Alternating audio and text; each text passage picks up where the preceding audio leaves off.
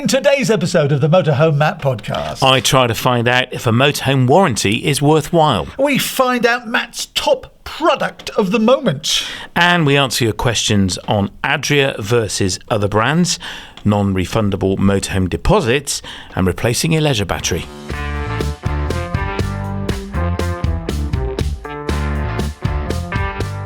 Welcome to the Motorhome Matt Podcast. I'm Keith Gooden. And I'm Motorhome Matt. Industry insights and expert advice for the world of motorhomes, caravans and campervans. And it's all brought to you by thatleisureshop.com and sponsored by Ripe. Remember, please do follow on your favourite podcast app. And if you're watching on YouTube, click subscribe and the little bell. Bug fly. What's the last thing to go through a fly's mind when he hits your windscreen? His backside. Yes.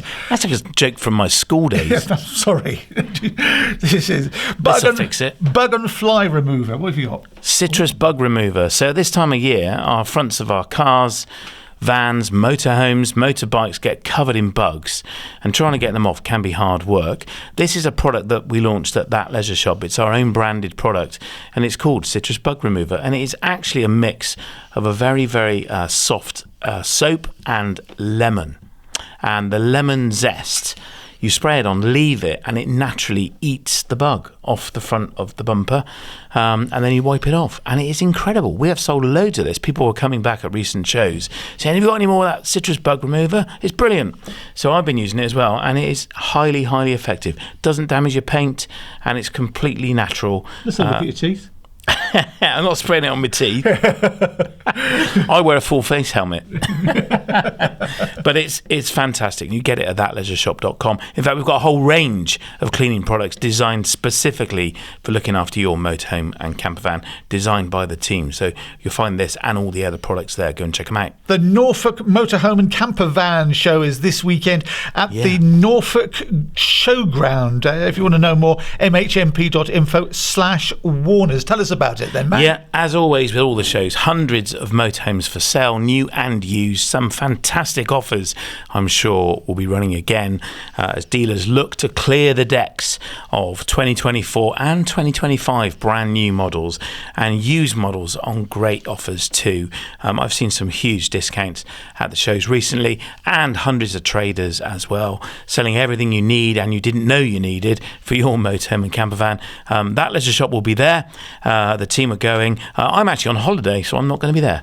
We're away celebrating Mrs. Motorhome Matt's birthday. Happy birthday to Jude. But the Advice Centre is still running with a range of speakers that you won't have seen at previous shows. So we've invited some new speakers to take the stage, and lots of talks on painting and getting arty and crafty as well. So do check out the Advice Centre. They're fantastic. It's going to be a great weekend. As Keith said, find out more and a discount code on your day ticket at mhmp.info/Warners.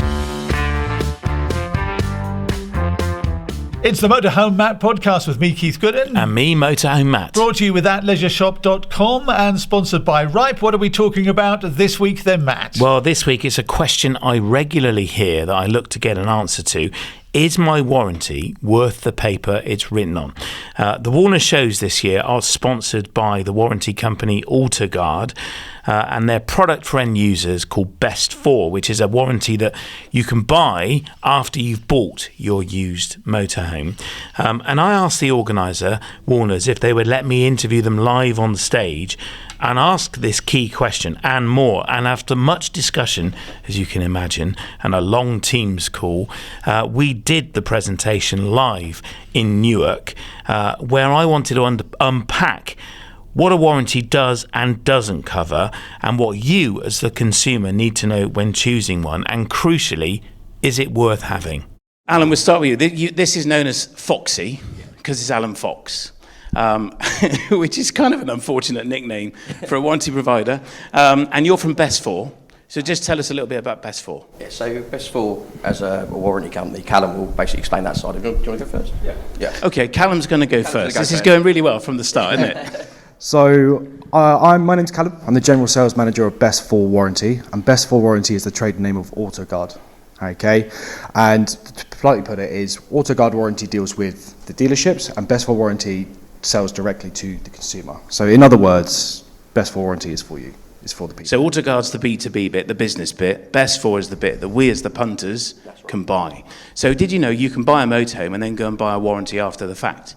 You can purchase your own warranty later on. My name's Alan. I've worked for Autoguard Warranties for coming up 15 years, and basically I'm in the claims team. So I help my claims team assess claims and basically process them and help they running of the claims. And basically between us at the moment, the front of house team, the on the floor team, have 185 years of motor experience. And that's basically what we do, yeah. We're here to assess and process claims and go from there, really. So you're the kind of businessman, and then you're the guy at the end of the phone that we Correct. speak to if we have a problem. Right, okay. So the big thing we want to ask today is a warranty really worth it? You're going to say yes, because you sell them.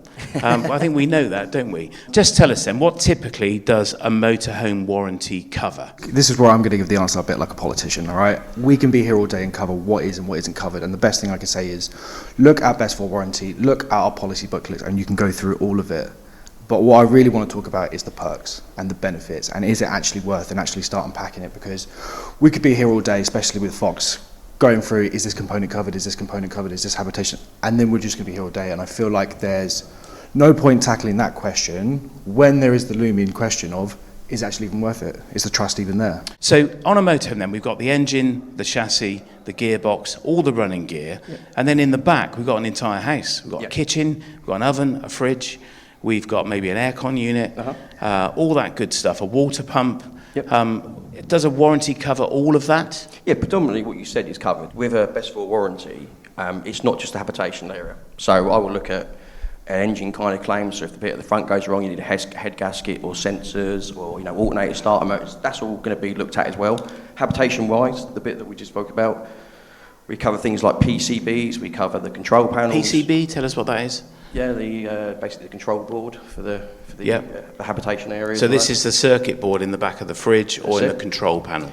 And I mean the claims range from, as you know, from £180 up to £300 for those kind of things. Yeah. The fridges as well, we cover those. We cover parts of the fridges that they're doing, even things like the cookers, things like igniters, and then the every day-to-day running of the motorhome from the habitation area we cover as well. So if you've got a problem with things, like I say, fridges, cookers, the electrical side of things, all that is generally covered on what we do. We look after all that. It would seem sensible then. I've just forked out £50,000 on a 5-year-old motorhome, second-hand. Yep. Anyone here about to do that? Yeah. And it's out of manufacturer warranty because they're often only 3 years long, and that cover all the components inside. Let's say it's a Ford or a Fiat. Those warranties are 2 or 3 years long, depending on where the vehicle came from. So basically, I'm out of warranty. I've got a bit of warranty to cover water ingress from the manufacturer, but that's subject to me getting it serviced every year. This is how warranties work, just to give you a clue. What catches people out when they're buying a second-hand van? What should they be looking for to ensure that the warranty you're going to put on that vehicle is going to be valid in the event they make a claim? So typically what actually catches people out when it comes to a claim being rejected is three main things. The first one is missed or no servicing. None at all.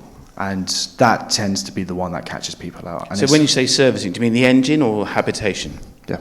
Both? Both of those. Right. Yeah. So, and it's about working with you we ask that as a standard, as part of our demands and needs, because it also helps prevent issues arising in the vehicle. So if I'm buying a 5-year-old vehicle, then just clarify this for me. It's never been serviced. Okay. It was neglected. It's hardly been used. It's only got 2,000 miles on it. Yep. I'm thinking it's a bargain. Yep. But it's never been serviced. And the private seller that's selling it says, but we've kept an eye on it. We've only done 2,000 miles. You have to change the oil every 24. No, you're supposed to change it every 2 years. I know that. But where I'm starting at that point, would you put a warranty on it? Can I buy a warranty from you for it, even though it's never been serviced? Yes. And you wouldn't wriggle out of a claim because of that? No. So what we have in place is that you could buy the vehicle, you'd bring up Callum and his team, and they would put the warranty on. One of the things we say is that if you buy a vehicle with manufacturer's service interval or regularly serviced, you carry on in line with what the manufacturer says. If you buy a vehicle, that, like you said, with no past service history or it's out of date, we say, okay, that's fine, we'll take you on cover, but within 6 months and 6,000 miles, please get a service done. Please get a habitational service done. And then you're back in line, and we carry on with that. So you're suggesting we actually have a conversation with you about it? It is as Callum said, we've got it all set out in the T's and C's, and it's nice and clear in the book, but we're saying to people, come on with us, we will cover you, but please, within 6 months, 6,000 miles, get it serviced, then we carry on back in line with what the manufacturer says. Okay. I would even go a step further and basically say because best for warranty, we are actually regulated, so we're held to a certain standards. We must make sure that we're signpost certain demands and needs just to have a warranty. So what we do at the start is we always say, by the way, it's really important that you keep up with the servicing in line with manufacturing. We also play it on the recording as well when you set up your warranty. We send it out in big letters saying your obligation to keep your warranty valid, okay? And then we also give you the benefit that if you haven't got one, because life gets in the way, right, or you're traveling, you have 6 months or 6,000 miles to get it done. So we really are, if that is the number one reason why claims are rejected, we are going and doing everything we can to be making sure that we are not at that end where we can't pay out on a claim. Okay. So, and then you're really interested in us continuing to have it serviced diligently every year. That's really important, isn't it? Yeah. Both the engine, as per the manufacturer's guidelines, and a habitation check every year. Yes, please. Yeah. Yes, please, says Foxy. Right, okay. So is that a way then that you might not pay out then? If I've missed a hab check, so in March 2020, I was sent home by Boris Johnson with that big C word, and nobody could get a habitation check done. Okay. Because everywhere was shut.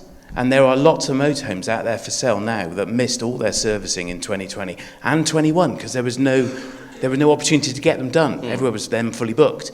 Where do I stand with you as the warranty provider? I think we take that as a human approach. We take into account that what's happened. I mean, that's a time that hopefully we never have to go through again. But we would have to make a human decision. And my decision would be for a habitation check that we would allow that. I wouldn't now. I'll be honest with you, terms and conditions now is you need to have a habitational check. But that certain scenario, you have to have a human approach. So you'd be prepared to make an exception? Yeah, absolutely. Common sense. Yeah, you've got to have a common sense approach to the majority of things, and I think that's really important. So the other big thing I think a lot of us would probably be afraid of is that you would decline a claim because of that awful phrase, wear and tear. Okay. Right? Would you agree? Lots of people are nodding. Yep. And I say it cynically, but it's true, isn't it? We just have the view, I think most consumers have the view, which is probably why you're here, is if you could wriggle out of a claim for any little reason at all, you're going to. Okay. Just let's start with wear and tear. Mm-hmm. Can you define that for us? Yeah, so we put it in our documentation. It is gradual deterioration. Wear and tear is basically something that deteriorates slowly over time, gradually deteriorates in line with age and mileage of the vehicle. The only bit of reassurance I can give you about that is habitational things. You can't really apply that to much within the motorhome. I don't think that I would ever be able to apply wear and tear to a PCB, an electronic item. I don't think that's fair. Wear and tear to me would be things like if you've got a drive shaft and it's 80,000 miles and it's clicking, then it's worn out. It's clicking, the vehicle's still running, there's a clicking noise. That is wear and tear to me. That's defined wear and tear. The bearings are worn within the drive shaft. If that was to go, I have to look at what I think is premature failure. Would I cover a drive shaft at 25,000 miles that was clicking? Yeah, because it shouldn't click at 25,000 miles. So it should last 80,000 miles? Well, you have to take into account lots of things. So, for example, we generally ask for pictures of things. A lot of what we do is we ask the guys on the ground, the mechanics, the people you take the vehicles to, we ask them to supply images. It's 2025, right? How long does it take to get an image across? Again, quick claim, 30 seconds is across, we make a look at it, we'll come back to you in a couple of hours and we made a decision. We base it on fact, we base it on a case-by-case basis. So you use the kind of leveller of mileage. With a motorhome, some of us don't do more than 4,000 miles a year, but I live in my motorhome, and my water pump's failed. Mm-hmm. Now, this gentleman over here uses his motorhome 4 times a year for 2 weeks and a few weekends. Yep. My water pump's working a lot harder. Is that wear and tear? I don't think it is. I think if that is the fact I live in a van, a criteria for you? Well, I don't think that we do list about, wear and tear is in a lot of things that, you use it a lot like you say. But again, everything is a case-by-case basis. I just don't. That's a difficult one to answer, but yes, I think I would very rarely decline an habitational water pump. A water pump on the front of the engine, yeah, I would look at 80, 90,000 miles. Then potentially that's a worn-out water pump. Yeah, so I'm talking about the water pump. But the habitational pump in the back. Yeah. No, I'd say we would look after you for that. And as you say, it's gradual deterioration associated with the normal use, age, and mileage of the vehicle and its components. So again, common sense. Do we think that's fair? Lots of people we're a room of nodders now. That's good. No, we've been head shakers so far, which is great. So, and how often are claims rejected in your experience, Foxy? And what are the top reasons why? The top reasons are going to generally always be mis-servicing. Mis-servicing? Yeah, so if you miss it. So missed servicing, right, okay. So, I mean, we had a conversation recently about water ingress, and I'm a firm believer in a habitational check. You get it done yearly because it's prevention rather than cure, right? Yeah. If you don't have a habitational check and you have a water ingress, it's something that you could have picked up on earlier if you'd had the habitational check. So to me, that is kind of important. And it's the same with servicing of the engine. If you're going to end up having problems that are oil-related and you've not serviced it for 4 or 5 years and you've got that issue, again, that's preventative maintenance. That's mainly what we reject things on. Okay.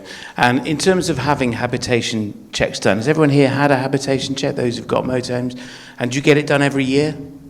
Diligently? We've got some, not quite sure, not prepared to admit it. So under warranty, though, it's really important you get that hab check done, isn't it? Much. And who can do that hab check in your eyes? Okay, so with habitational checks and servicing, because we're regulated, we do want it to be done at a VAT-registered garage. That's important. A VAT registered garage, yes, okay. When it comes to repairs and things that might need to be done, again in the book we say you must be VAT registered, but it's a very specialist field, this. And if you're, like we've discussed, in the middle of nowhere and you break down, and there is nobody else about that apart from this one guy who's not very VAT registered, then a common sense approach is I'm not going to decline the claim on that. It's not because you've gone to a non-VAT registered repairer. What I am going to do is I'm going to have to say to you, unfortunately, I can't pay the VAT element of the claim, but I will pay the labour and the parts. So again, we're going to shake hands. We're going to try to help you. We're customer first. I'm not going to penalise you because you broke down in the middle of nowhere and there's nobody else around. That's no good for anybody. No. So I'm in the middle of nowhere, let's say the Cairngorms, and there's one mechanic within 100 miles. Yep. He's not VAT registered, and further to that is Sunday. Right, okay. And you're shut, aren't you? Good question. And I need it fixed today. Yeah. And he said, I'll do it this afternoon because next week's really busy. I'll do it this afternoon because he's a good chap. And where does that leave me with you? You're my warranty provider. Yep. Where am I? Okay, so again, my team, we have a different approach to this.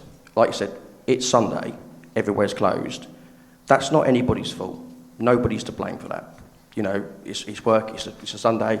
So what we would do is you'd have to get the vehicle fixed. So you make the decision as a customer, I'm going to get the vehicle fixed. On Monday morning when the office is open, you would call me or send me an email and you would explain to me what's happened. And I would say, okay, fair enough, it's the same again. We are going to basically process the claim as if you've broken down Monday morning and the garage have called me. I am not going to penalise you because the office is shut. That's not fair.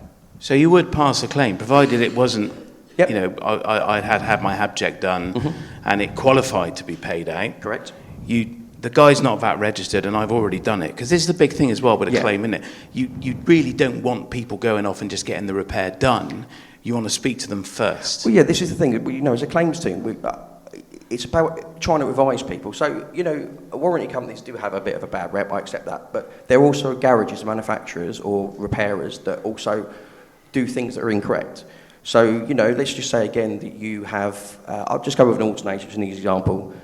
Ford say it's 2.5 hours to fix it. But you go to Pete's Autos and he turns around and says, hi Alan, I've got a claim for Mr. Fred's motorhome. The alternator is 280 quid, but it's 7 hours to fix it. This is when we're going to come into play and say, well, no, it's not 7 hours. I can prove to you that this is the scope repair and this is what a reasonable cost for the claim would be. It's not about saying no. It's also about paying what is the correct time and price for that repair. And you know how long it takes to do most things, don't you? Because these are documented. Yeah, we got systems. We got one of the systems for mechanical repairs is Autodata, and it's basically updated 3-4 times by the manufacturer. So we base it on that. With motorhomes again, we know things like water ingress. That's a lot of labour in times of that, and we take into account that we've been going for so many years. We keep the information on file. We look back at other claims. Yeah. Again, sensible approach to things. Okay, I want to come on to water ingress in a minute, because that's the big enemy of a motorhome. But let's go with this remote scenario. If I'm in France and I break down and I ring you, do you cover me there? Because the garage there is not VAT registered, because VAT is a UK HMRC scheme. It's nothing to do with France. Where do I stand then? So, I mean, the ideal situation is you go to, say, to France, and the repairer at the other end of the phone speaks English. No problem at all. We're straightforward like a normal everyday claim. If not, then I would say to you, and my team would say to you, okay, again, you need to get it fixed. You've got to get home, right? Get the vehicle fixed. You send us in the invoice. We assess the invoice when you come in. We assess it as a Monday morning claim back in the UK.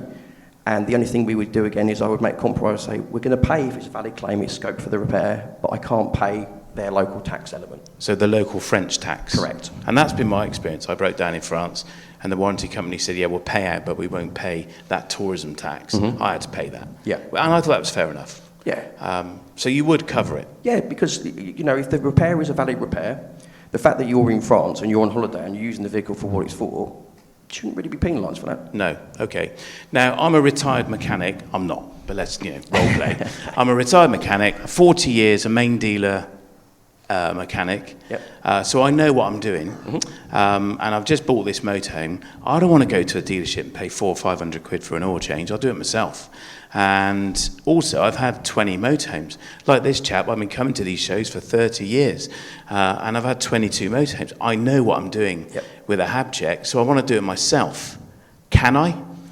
I have to say no with that. If, it has to be a VAT registered repair. I totally get it. I've been in the motor trade now for a long, long time, and I get why you work on your own vehicles. I mean, I love working on my own vehicles. I know what I've done. I've done it. It's my standard. I know I've done it right. It's not about questioning whether or not you can't do it. It's just for a proper audit trail. Yeah. Well, probably that personality I just created, if something fails, they'd probably fix it themselves anyway. Wouldn't want a warranty. Yeah, that's a great scenario. I am my own warranty. Okay, cool. So let's talk about timescale. I ring you up and I tell you something's broken. Yeah. Can you just talk us through the process as it should unfold, so we know, so we can get it right? And what timescale are we talking about? Yeah, okay. So the customer would ring up and say, I've got a fault with the vehicle. We would guide you to say, please find a VAT registered repairer if possible. So the motorhome then turns up at the garage, and we say, at best for, please have the vehicle diagnosed under your own authority first of all. So you give them permission to look into what's wrong with the vehicle. Okay. Okay. Then, on an approved claim, we will give you up to £65 towards diagnostics. That's the cap. That includes VAT. So on a valid claim, we will give you £65 towards diagnostics. Right.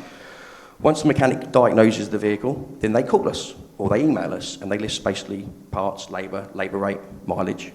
We assess the claim, we call them back, or we email them back with the approval. And then once that's done, and at the moment we're working on roughly, claims are between 2 and 3 hours. Majority of the time, maximum will be 24 hours on the wheel back. So we're not leaving you stranded. It's about quick turnaround, again, with not just with our motorhomes, with everybody.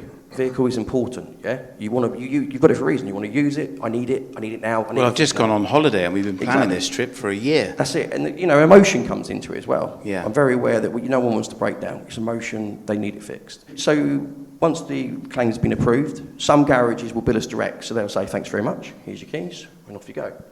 Whereas other garages say, right, Mr. Customer, please pay me. Here's the approval form from Best For. This proves they've said yes. All you've got to do is sign the date there and put your bank details in there, and you send it in with the invoice to us, email it in, and we reimburse you.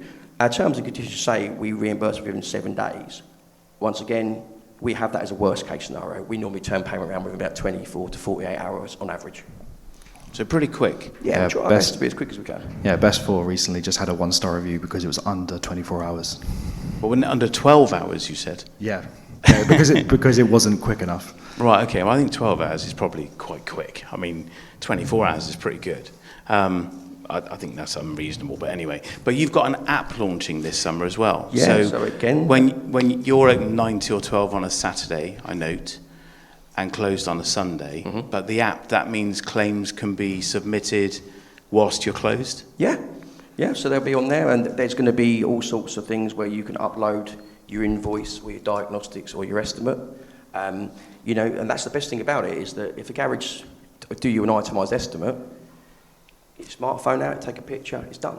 And then you wait for us to contact you. It's quick, easy, fast. So Callum, you sell to the dealers the warranty they provide when they sell a used motorhome. Is that the same product underneath the Best 4 brand? Yes. Because normally I buy a motorhome in a dealership, I just get given a warranty. I mean, I give our customers a warranty. I don't ask them, I just set it up. It's all the same detail? It's all the same. It's all the same. The bit where Best 4 stands out and different is that we have chosen to go and become regulated, which not many warranties actually do. Regulated by who? The FCA. The Right, FCA. Financial Conduct Authority. Exactly. Okay. And what that means is it's a completely different way of approaching and actually giving people the opportunity. So Best 4 warranty is held to a certain standard by the FCA. So that means that we must treat all customers fairly, like every company should. All of our calls are recorded for training and monitoring purposes. Okay, we have regulations in place to making sure that demands, needs, call recordings, documentation, signposting, everything else, and we're non-advisory. So we have certain standards in place to be making sure that the day of just throwing a booklet saying everything's covered, there you go, like the Wild West is over. we live in a day and age where you have all the information at your fingertips. And what's really actually has taken Best 4 off is we've given people the opportunity to be like, look, by the way, here's the information. This is what's covered. This is not what's covered. This is the benefits. You make the decision. None of this, oh, if you don't like it, you can cancel it. Oh, we sell on the old, all of that is a thing of the past. And we're realising by just being honest and upfront and being like, look, by the way, not everything's covered. These are the benefits. People are actually thinking, do you know what? I've just spent £80,000 on a motorhome. I want that reassurance. I want to know that if I'm on the side of the road, broken down, the management lights come on, it's going to be taken care of. Roadside assistance. Is what's covered regulated under that FCA regulation? So that means then it's quite hard for you, impossible for you to wriggle out of a claim. If it's in your T's and C's that you should cover it, you're covering it. The area that I would give an example, and this may create a few groans, is that a tap, so a kitchen tap. A kitchen tap in the habitation area. If it's leaking, we don't cover leaks. That tap isn't covered. You don't cover leaks in taps. No. Yeah. Well, most warranty covers don't. Right, but do you? Forgive me. Do you have motorhomes yet that have a sensor on it, and then the tap would stop working? Probably. I would cover it if the sensor didn't work.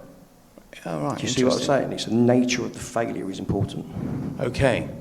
Has anyone here got a tap with a sensor on it? I haven't seen one that does that, but in houses you get them. Yeah, but it's just nice to give a clear example of, okay, I'm not covering it, it's leaking. It doesn't mean the tap's excluded. But you'll cover something we don't have. There you go. So the big enemy of a motor, I mentioned it earlier, is water ingress, so damp. Has anyone ever suffered damp in a motorhome? No, you're very fortunate. So in a coach-built motorhome, so one with a big plastic body on the back, let's call it that, if those seals go, it can be very damaging, and particularly in an older motorhome if it's got wood in it. Newer motorhomes don't have any wood in them, so the water gets in and it just doesn't cause any issue. But if it soaks into that wood, it can get very expensive very quickly. A lot of the wall boards in motorhomes are all wood. The floors are often still wood. And of course the floor is the first thing to go down. And once that gets wet, how do you fix the floor? Because the walls were put on top of it, all the units were put in on top of it, so you have to go in underneath. It's costly. And labour rates are really where the cost comes in, the number of hours. You know, I've seen damp repairs that have been £15,000-20,000, and it's just not viable to fix the motorhome. It's pretty much written the motorhome off. Where do you stand with damp repairs as a warranty provider? So we cover water ingress on vehicles up to 7 years from the manufacturer's date. So 7 years from new. That's right, so this is important. So if I've got a 12-year-old motorhome, it is not covered It will not under be covered your for policy. under our policy. Is there a warranty provider that does cover a motorhome that old? Do you know? Do you know, hand on heart, I don't. I'm not going to. No, I don't know either. I don't think there is, but No. I can't confirm that. And I don't blame you. I mean, it's, you know, a motorhome that old is probably going to be damp. Yeah. I mean, lots of them are, sadly. So how do you contribute toward the repair costs? Contribution is a good word, really. So what is it? Is it 7 years? So if it's under 3 years, it's £750. Over 5 years, it's 500. Right. So only 500 quid. Yeah. It's not enough, is it? I mean, yeah, it's a contribution. It's a contribution, yeah. But I suppose if you were to say, well, yeah, if it's over 5 years old and you got £5,000 worth of damp, the premium's going to be astronomical, isn't it, if you were going to do that? So there are restrictions on cover. Yes. Okay, so it's important we know that. Can you just tell me and explain to me what is the difference between a dealer-provided warranty and a third-party warranty like yours? So when I said dealer, I mean a manufacturer warranty. Yeah, so it's a great question. So when you get a manufacturer's warranty, okay, it means that you'll have to take them back to the manufacturer, all right? And it's not really ideal, let's say you're traveling around in France, or if you're traveling in Scotland, or wherever you find people love to go, okay? But what will happen is you have to go back to a main dealer, and it can be quite hard to find them, especially when you're traveling. One of the benefits of having a best for warranty is actually you can go to any VAT registered garage. And that's where it starts to really kick in, because then you're not limited. I find that a lot of people in this day and age, you want options. And it's when you have no options, that's when people start to get ticked off and lose trust and actually get that back. Yeah, so let's take the brand Chausson. This is factual. Of course, there are lots of motorhome brands. Chausson require you to take it to a Chausson dealer. Anyone here a Chausson owner? No, okay. They are a very, very popular choice of motorhome, but not in this room, it would seem. And I've got several on our motorhome hire business that you can rent, and we have to take them to a Chausson main dealer, and it's very hard to get a date in their diary. They're booking 3 or 6 months in advance. Anyone experienced that with dealers? Waiting? Yes, lots of nods. And this year it's been harder than ever, and I think that's because that pandemic realigned everyone up to be released in April, and everybody put their motorhome back on the road in April, and so the dealers April, May, June are really busy. I think that's why. That's my logic to why it's so hard to get a service centre. So could I put a best for warranty on my motorhome that is still under the manufacturer's warranty, meaning I could take it to a range of garages? You can't have 2 warranties at the same time. Right, okay. You can't have 2 warranties at the same time. I didn't know that. It's double insured. So it's co-insurance. It's the same as having 2 insurance policies. Right. Well, I didn't know that. So how then, this is an interesting question. I'm buying a motorhome that's 5 years old. There is still a manufacturer's warranty on it, but only for damp, because that's 10 years long.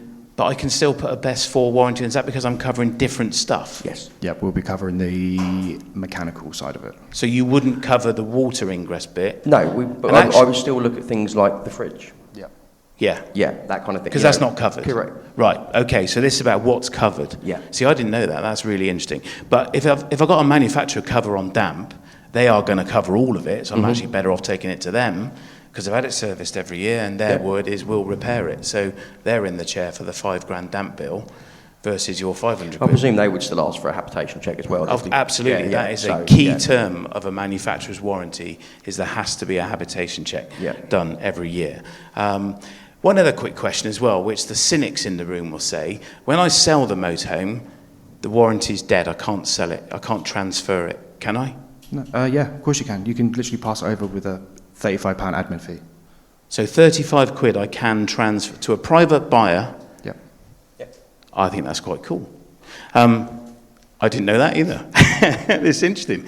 So there's another elephant in the room I want to pick on here, which is hourly rates.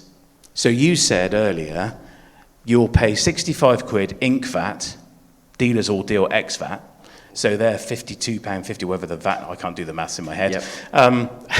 But we know what we mean. Yep. You would pay £65 for an inspection, but dealers charge, main dealers, what are they now, 150 quid an hour, some of them? The diagnostic is capped at £65 including VAT, but with the policy that you've got with the two... With the labour rate, we offer... with the labour rate, we offer £65 to 200. Up to 200? Yeah. £200 an hour? Yeah, so we give you the option of whether you want to go to a VAT registered garage or the main dealer. If they're going to be charging you for the labour rate, we make sure that there's enough money there. Wow, okay. I'm impressed. Okay? Thank you. And that's in the best four policy? That's the best for policy. Does that carry a higher premium to have access to that hourly rate? Yeah. Okay, So, well, fair enough. The way that when we set up any policy, what we'll do is we'll call you and we'll go through the information, we'll go through what's covered, what's not covered, and what we'll really do is we'll really tailor what you need. So we'll start off with the levels of cover. Was it bronze, silver, or gold? How much you need in regards to claim limit, what you need for labour rate, and then what we do is we then just go through the rest of the documentation together. And then what we do is we then go through our demands and needs, cooling off period, all the signposting that we said that we need to be getting done. But what we really do is we tailor every single quote to what you need. And it's all about giving you that information. So the big lesson here is it's really important that we understand the terms and conditions of what you're offering. And what is covered and what isn't, because that is defined very clearly, isn't it, in your policy? It has to be. We got a huge, big letters, what's covered, what's not covered, and that way it really stops that myth of... As a company about 4 years ago, we took all of our booklets and we basically sat down and we have a inside page that is very clear. It's not small print, it's literally, this is what we can and we will help you with. Yeah. Because hiding secrets in the small print is not allowed, isn't it? That just irritates people from the word go. Yeah. But it's not allowed anymore. The FCA put an end to that, didn't they? Yeah, quite rightly so. It's not needed. So, guys, I'd ask you to take a step out of your Autoguard employment for a minute. And just, I've got the question, what should we check and what do we need to know before buying a warranty from any provider?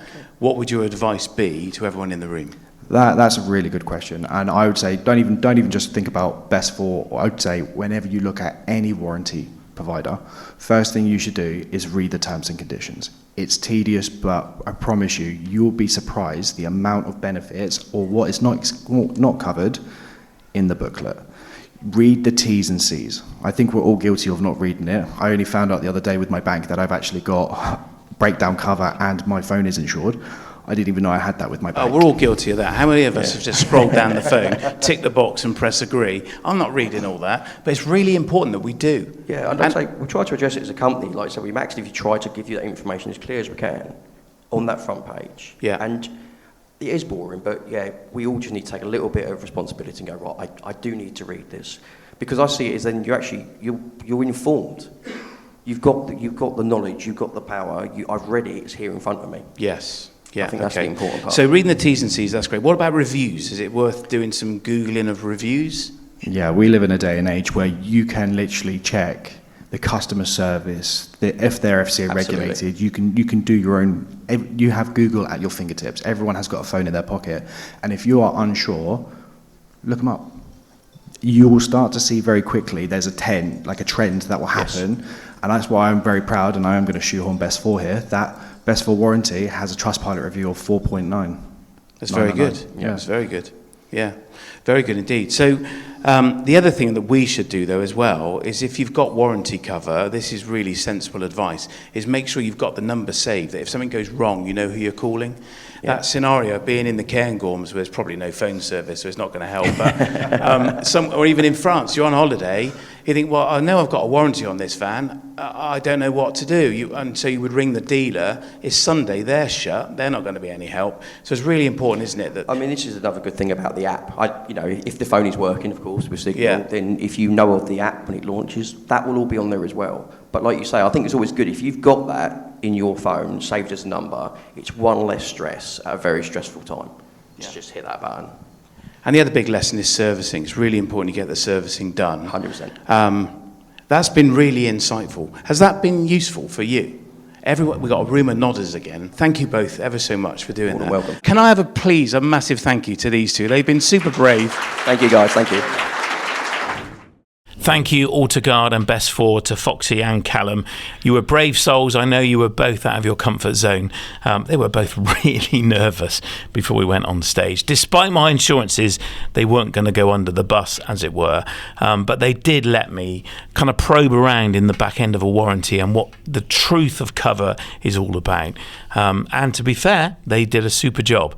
And I actually learned something myself, as you heard. So there are facts about warranties that I didn't know. So a really, really useful presentation. Thank you again to Autoguard for doing it. A lot of people are very cynical about warranties, aren't they? If, you ask around the room whether somebody thinks a warranty is worth the money, then the first response is generally pretty negative, isn't it? Well, as you heard in the presentation at the beginning, most of the room was shaking their heads, going, "Nah, it's not worth it."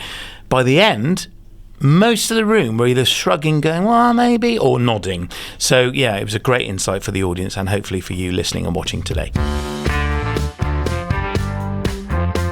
It's the Motorhome Matt Podcast with me, Keith Gooden. And me, Motorhome Matt. It's brought to you with thatleisureshop.com and sponsored by Right. Remember, get 15% off your insurance premium by using the code MotorhomeMatt over the telephone or simply click the link in the description. It's the Q&A, the questions and answers, where you ask the questions and Matt, he's the expert. He'll give you the answer. If he doesn't know the answer, he'll ask somebody who does. First of all, Robert Johnson is in Valencia in Spain.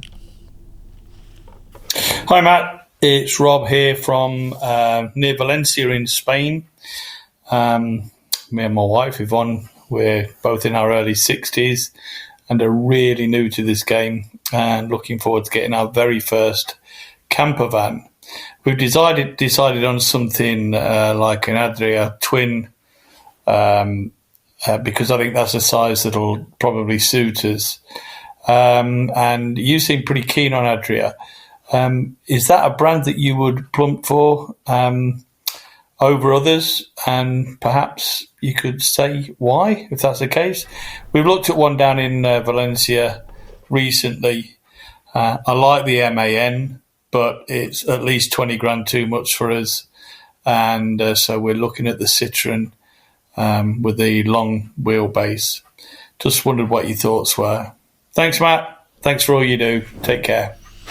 Thanks, Robert Johnson in Valencia. So, Adria versus other brands, what do you reckon then, Yeah, Matt? would I plump for one? Well, yeah, I've plumped for loads of them. You plump right away. Keep plumping. We've got an Adria Twin. It's our weapon of choice now as a motorhome goes, and I've owned lots. I used to, of course, be an Adria dealer, so sold lots too. Did you plump then? I did plump a lot, and I've got more plump as I got older. Plumpishness. It's gone off the charts these days. So yeah, I do rate Adria. There are lots of great brands out there that might fit your kind of profile in terms of size of van and so on. But the Adria Twin is the longest. I think it's the longest, most established fixed bed camper van. And you mentioned the MAN. That's a new product from Adria, and you're right, it's a costly van. We saw it a couple of years ago in Caravan Salon, and we featured it in a podcast there. There's lots of content online about it. It's lovely, but it is expensive. And then you mentioned Citroen. So I said to Rob, I said, right, you're in Valencia. Where near you is your Citroen service centre? Because this is an issue for base vehicle owners, because the Adria Twin was built briefly on the Citroen chassis. Citroen van dealerships are few and far between. In fact, I don't even know where one is in the UK. I've never been to one. And I think it's the reason Adria moved away from Citroen. They moved toward it because Stellantis Group and Fiat were very, very difficult to get hold of. So they started building on the Citroen chassis. So I pointed this out to Rob, and he came back with this comment. Wow, you may well have saved our bacon. We were within a hair's breadth of ordering that thing a couple of weeks ago, but we hadn't got hold of the cash at the time, and we didn't want to go to finance. It's the only thing that stopped us. Now, this is something that we're only almost certainly ever going to do once. We're in our early 60s now, and so it's got to be right. So thank you so much for that. I think we'll still probably will deal with the people in Valencia, because we're probably going to be travelling around the continent more than the UK, though we will use it in the UK for visiting family and that. So we'll probably be at the show in October. The NEC, is that the one? And might get to see you there if you're there. Again, thank you so much for your advice. It's really appreciated. I love the podcast. They're great. I spend a lot of time on them. Too much, I think the wife thinks. Take care, mate. You're very welcome, Rob. I'm glad I helped you dodge a bullet, maybe, because you could have been stuck up a gum tree there. So, yeah, consider the Adria Twin for sure, and maybe the dealer in Valencia, I don't know, can service Fiat chassis as well. And, of course, Fiat service centres are prolific across Europe, and there are lots of them in the UK. So I can't wait to see you in October. Come and say hi. We will have a stand there at the show at the NEC Muck Show, as it's known, mcshows.co.uk, and we will be there with the Motorhome Matt Podcast. So see you there. George Birrells in Leicester, he says, can a motorhome dealer keep the non-refundable deposit if they failed to provide the vehicle which they advised was in stock? Isn't the clue in the name there, Matt? Non-refundable? It is. This is all about the T's and C's that you've signed Terms up and conditions. to. Yeah. And we did do a podcast on this called Can You Get Your Motorhome Deposit Refunded? Just Google that with the term Motorhome Matt and you'll find it. And I actually speak to a number of dealers about their policy on refunding a deposit, and it did vary from dealership to dealership, and indeed my own attitude to it was different to some of them too. So the answer to your question is it's in the terms and conditions, and it may be you would need to seek legal advice. If they fail to honour their side of the bargain, you may have grounds to get it back. But it depends what the dealer is planning to do. It may not be their fault that they couldn't supply what you ordered, but they are indeed going to supply something, but there might be a delay. So it's too complicated for me to answer. You need to go and read the terms and conditions and go and chat to the dealership about the reality of their response to it. Yeah, when it comes to non-refundable deposits, you do imagine, don't you, that the reason that dealerships are charging them is because they've been mucked about in the past and somebody's come in and said they wanted to buy something and they're not gone through with it, and the dealer's been stuck with something. It's cost them money. But there is the other side, isn't there, which you could get a bit of sharp practice here, couldn't you? Yeah, there's scope for that, for sure. But dealers, I mean, the attitude seems to be that a deposit is a commitment from you that the dealer is going to order that piece of stock or allocate it to you when it arrives. Yeah, but you're going to ultimately get it. Yeah, of course. And what George is saying here is if they fail to provide the vehicle which they advised was in stock. Yeah, in stock where, though? There's not enough detail for me to give an answer, and it wouldn't be right for me to guide you in the correct answer. This is a conversation between you and the dealer that needs to happen, and those terms and conditions. Don't sign it if you are in any doubt. Heather Weston's in Whitby. We have a 2014 Nuevo Lancashire, which needs a new leisure battery. The current battery is an Alpha Line 105 amp hour. There is a ridiculous amount of choice online, but I can't find the same battery. It appears it doesn't matter as batteries are interchangeable up to a point. Can you recommend something that's suitable? We don't wild camp often, a few days here and there. We don't run anything other than the basics in the van, not much in the way of technology or battery draining plug-ins. We don't park up for more than 4 days at a time. We're potterers. I don't know what type of battery hours is, but I think a similar replacement may be easier if possible. We're not very mechanically adept. Thanks for your advice, says Heather. This is a can of worms, isn't it? If you don't know, you don't know. You have, Heather, what's called a lead-acid battery, and I'd recommend considering the same type of battery technology, a lead-acid or a wet battery, and look at an AGM type of battery, which will give you the best lasting battery life and will easily last 3 or 4 days without being plugged in or the engine starting.